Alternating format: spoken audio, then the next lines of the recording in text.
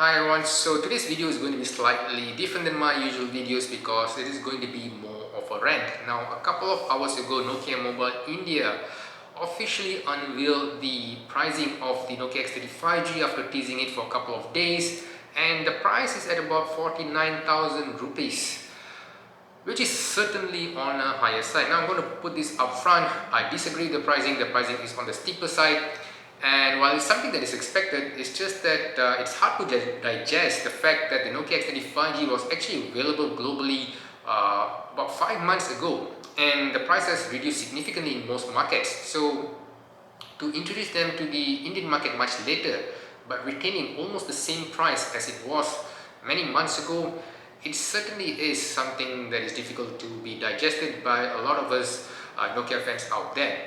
Now, with that said, I've had these same questions running through my mind all this time. Now, how green is the grass on the other side? So, when you look at the nearest competitors, one that a lot of Nokia fans are comparing now is the Nothing Phone 1. The Nothing Phone 1 is available for about 25,000 rupees, which put it at half the price of the Nokia X35G. Now, I've had the same questions with myself, so I brought along the Nokia X35G, the Nothing Phone 1, and the Nokia 9 PureView for my recent trip. And there's a lot of things that I discovered.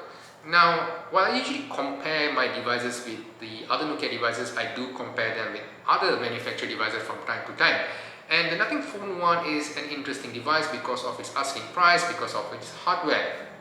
And what I did this time was different. The Nothing Phone 1 became my primary phone for the past 2 weeks, and this is what I have to share. Now, I'm going to do this device by device, sort of like a walkthrough, so that we can appreciate more on the finer details.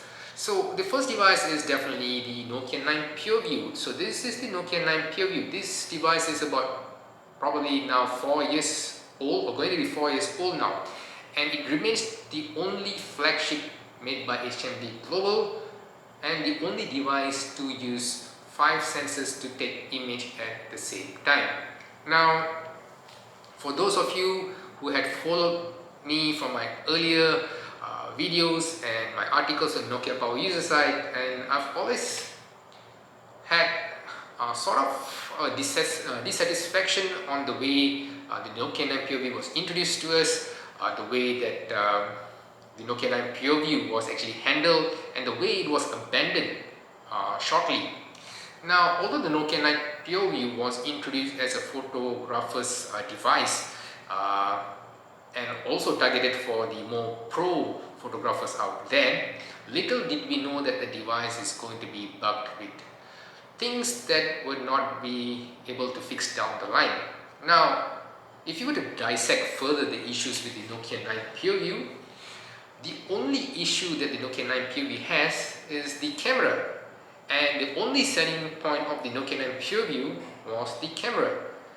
So this is probably one of the biggest mistake or blunder that HMD Global did, and this is probably what made the company afraid of trying new approaches and afraid to invest more on the premium segment.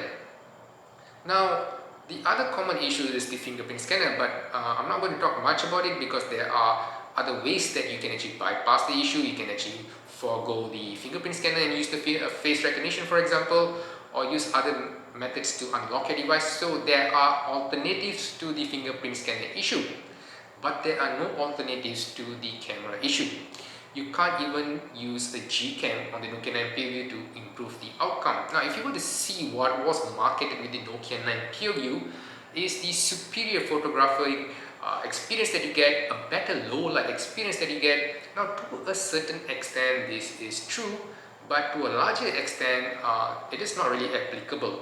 Now, to begin with, the Nokia 9 PureView has 12 megapixel sensors, and these are actually just mid-range sensors, and they are just small sensors. So by default they do not they're not able to capture more light, but thanks to the arrangement of the monochrome sensors and the RGB sensors, what the Nokia 9 PureView actually does is absorb more light bouncing off objects. So if you were to put the Nokia 9 PureView in a low light situation, the Nokia 9 PureView is not going to do anything better. But if you were to put it on a, for example, on a very bright daylight, and you got shadows outcast by other objects, and you will see that the Nokia 9 POV is able to capture more light from the shadows, provided there are lights around it, because the Nokia 9 POV is designed in a way to capture lights bouncing from different angles thanks to the multiple sensors inside. So you will see that in certain scenarios, even with modern devices out there, the Nokia 9 POV still does good in daylight images. I'm going to share a couple of images down the line as we do this video to show you how good the Nokia 9 POV is in a daylight situation.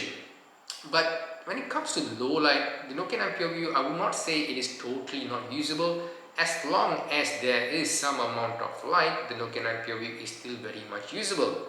But once you dial down the availability of the light, then you'll see more noise creeping in, because now it has to just rely on the sensor's capability alone to absorb whatever remaining light there is. Meaning, if there's no light bouncing off any objects, you're not going to have anything to be captured, and what you have instead is noise. So when it comes to videography, and this is also related to the probably the camera hardware, the videographic experience is also subpar. So the only good thing that the Nokia 9 POV could do is at 1080p, probably at 60 frames per second, once you activate the dynamic range, or even at 4K dynamic range. The sad part is, when it comes to HDR recording, the Nokia 9 POV's HDR recording is simply one of the best I have seen, but it's totally unusable because not only it crashes and it stutters with frame drops, it lacks any form of stability, whatnot. So I don't actually do videography at all with the Nokia 9 POV, and specifically use it for either indoor photography with adequate lighting or outdoor photography. Now with that said, despite being in the market for the past 4 years, despite having a lot of issues, and despite being sort of forgotten by HMD Global, and I know of some reviewers out there who have actually buried the Nokia 9 POV and don't want to talk about it at all, I do keep the Nokia 9 POV by my side all the time. I do bring it to wherever I go, because what the Nokia 9 POV does is simply remarkable when it functions well. And some of the images captured by the Nokia 9 POV is truly breathtaking. This is again when it works.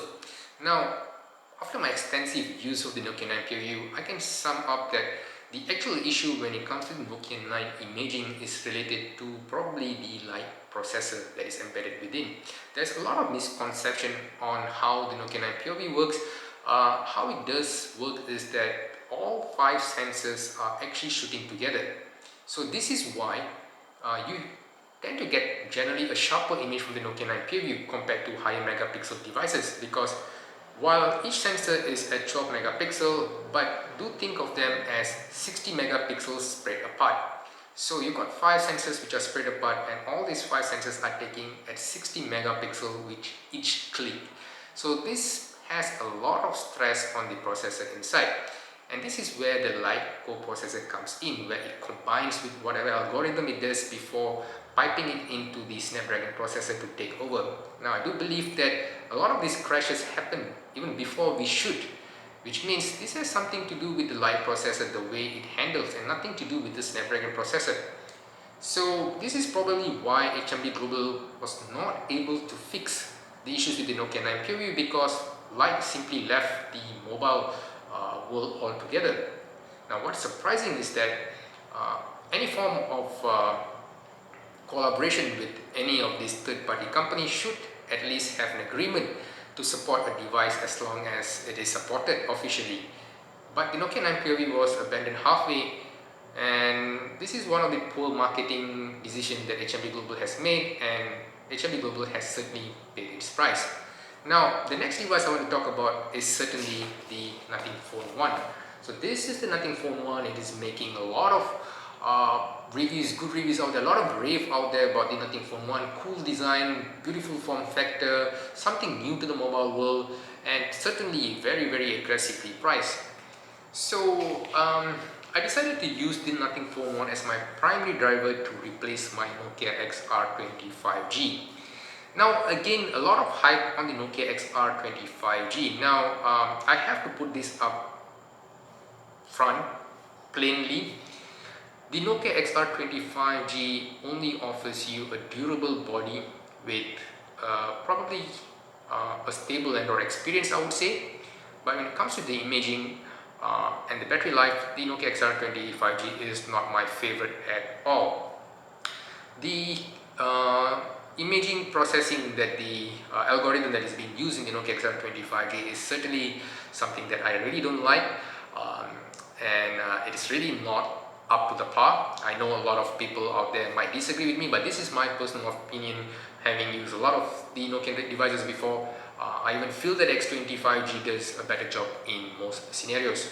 When it comes to the battery life, I feel that the Snapdragon 480 processor is being stressed a lot, so that actually takes a toll on the battery life as well, and I usually could not use the device more than a day despite my minimal to moderate use. So with that said, when I transitioned from the Nokia XR20 to the Nothing Phone 1, I was expecting a new experience, probably something better down the line. Now, having the having the Nothing Phone 1 as my primary driver, I realized a couple of things. Now, to begin with, I've done a comparison of the Nothing Phone 1 to the Nokia G65G and even the Nokia X35G prior to the most recent update, the January update, which had the new camera algorithm, a new camera feature which was introduced with the update. So in that comparison that I've made, I've come to realize a couple of things. Despite the numbers that are available in the spec sheet, when it comes to the actual user experience, I do feel that there isn't actually much of a difference. Now, of course, the numbers of the Nokia X35G and the Nokia G65G on paper is lesser than the Nothing Phone 1, and the only thing that is higher is its price tag. So with that said, how good actually is the Nothing Phone 1?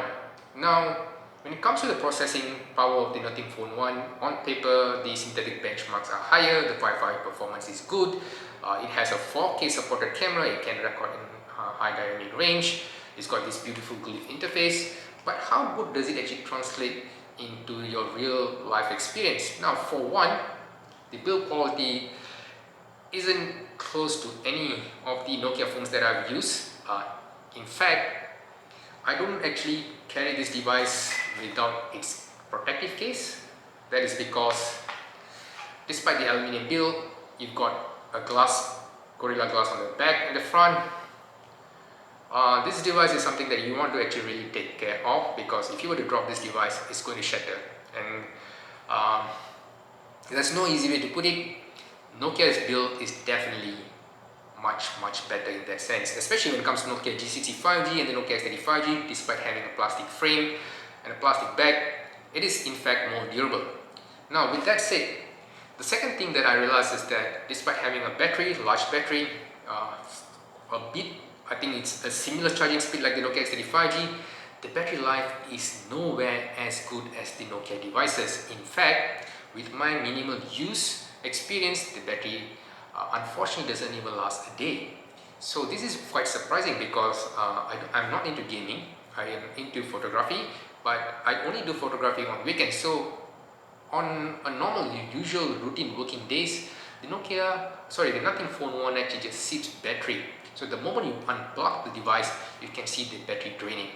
So this is definitely something that Nothing Phone 1 can address, something that they can fix with the updated software down the line. But as of now, this is the current state of the Nothing Phone 1. Now, what about the glyph interface? Now, because of the glyph interface here, it is a cool effect. You get to know a lot of things, but the glyph is just another way of probably customizing your phone, just like how you customize your ringtone, how you customize your notification light on front. But the truth is, you can do all that in the front. So what you have right now is that two things that does the same thing. So not only that you have probably a below average battery life, you're actually also draining it. So what I do is, in my daily use, is that I just switch off the glyph interface. And it's not only that it drains the battery life, but it's also quite intrusive, especially if you have it in your pocket and the light constantly lights up for all kinds of notifications. So Yes, it is an eye candy, but in real life, when it comes to the actual user scenario where you want to have the best of the battery life out there, especially if you're working, especially if you're out away from your charger, it is something really that you might most likely be switching off. So to sum up, the only advantage that the Nothing Phone 1 has over the Nokia devices is that um, it has a better price, definitely, and it has a stereo speaker, and it has a better screen readability out there compared to the Nokia X35G, and the wireless charging capability. Now, the wireless charging is something probably subjective, but it is good to have because even the basic or the mid-range linear devices used to have them. So the omission of wireless charging, especially once you have a plastic bag like on the Nokia X30 and the Nokia G65G, is something that could have been added. So when it comes to videography, when it comes to photography, how good is the Nokia X35G compared to the Nothing Phone 1? So I'm going to share some results as usual for you to make your own decision on out there.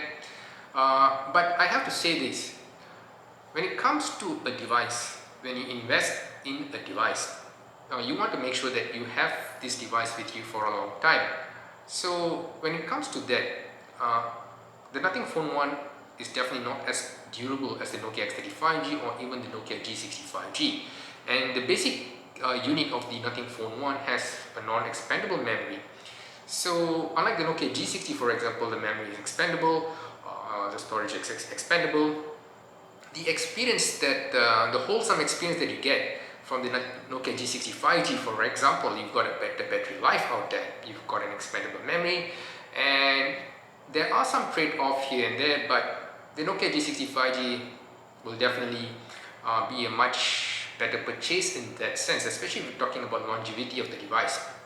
So before I move on to the Nokia X35G, I have to highlight that one of the things that I've been complaining most on the about the Nokia or HMD approach to the device is that they provide sort of this lazy update.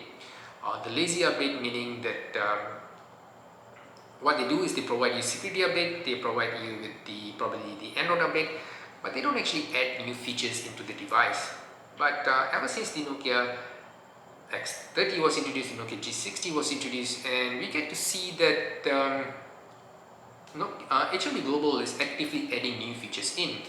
And even just recently as last week, I discovered some new features added into the Nokia X35G. Now the Nokia X35G now apparently has a light indicator on its front-facing camera when you actually activate the front-facing camera. Now I do hope that HMD Global and probably Nokia Mobile is watching this.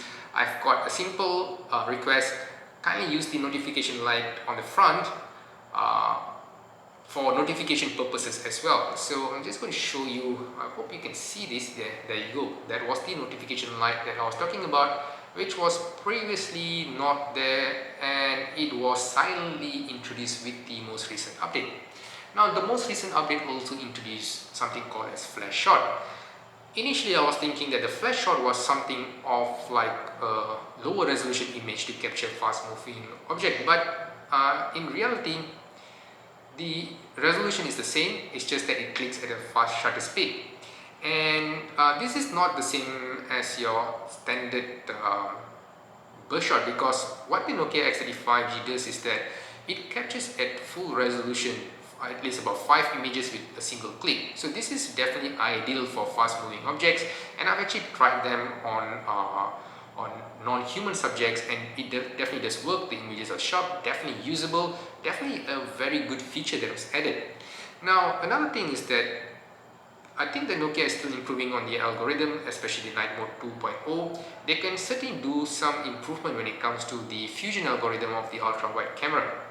So I'm going to share some samples of the images captured with the primary and ultra wide, and I would have to say this, that the primary and the ultra wide camera of the Nokia X35G is definitely in most situations is definitely much better than the ones on the Nothing Phone 1.